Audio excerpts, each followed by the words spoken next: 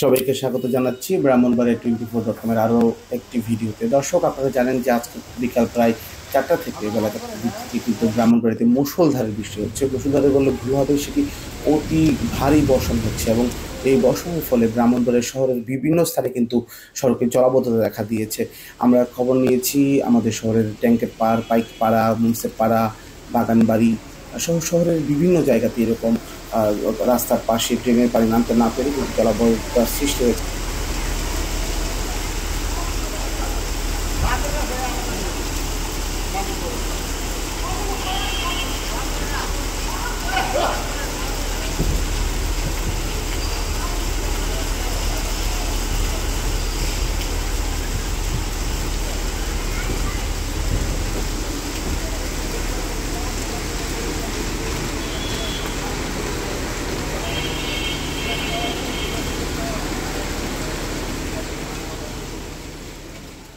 এখন যে ভিডিওটি দেখতে পাচ্ছেন, এটি আমাদের শহরের টি রোড, যেটি প্রধান এবং বলা যায় যে সবচেয়ে সুন্দর রাস্তা এবং ড্রেনেজ সিস্টেম সমৃদ্ধ এলাকা। সেখানে কিন্তু এই অবস্থা হয়েছে। বৃষ্টির পানি আনতে না পেরে কিন্তু এরকম জলাবদ্ধতা হয়েছে। সেখানে আমরা জেলা পরিষদের যে মূল কম্পাউন্ড, সেটার ভিতরে কিন্তু মোটামুটি হাতের কাছাকাছি পানি আমরা দেখেছি। শহরের বিভিন্ন স্থানে এরকমভাবে পানি কিন্তু জমে গেছে।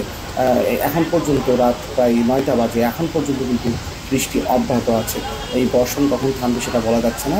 যদি বর্ষণ না থামে সেক্ষেত্রে কিন্তু শহরের যে সমস্ত জায়গায় আরও অনেক জায়গায় কিন্তু নতুন করে জলাবদ্ধতার কবলে পড়বে এবং আমরা উত্তর মোড়াল, দক্ষিণ মোড়াল সহ বিভিন্ন জায়গাতে খবর নিয়েছি।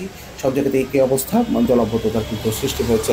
বিশেষ করে ড্রেনগুলো অপরিষ্কার থাকা এবং ড্রেন সরু হওয়ার কারণে পানি কিন্তু নামতে পারছে না।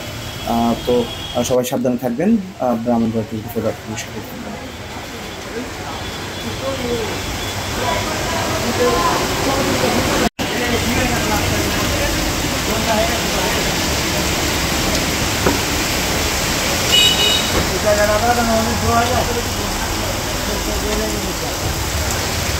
আবার আসবে না।